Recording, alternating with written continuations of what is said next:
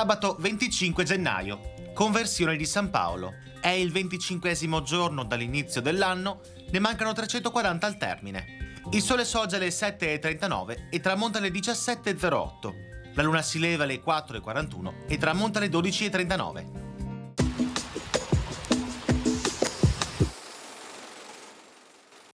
Un terribile terremoto seguito da un grandissimo maremoto per poco non distrugge Venezia. Per più giorni si succedono le scosse e crollano numerosissimi palazzi e case, oltre a seccarsi numerosi canali.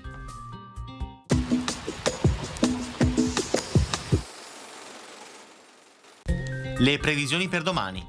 Coperto e precipitazioni più probabili dal pomeriggio, con quota neve in prevalenza 1100-1400 metri sulle Dolomiti e 1200-1500 metri su Prealpi.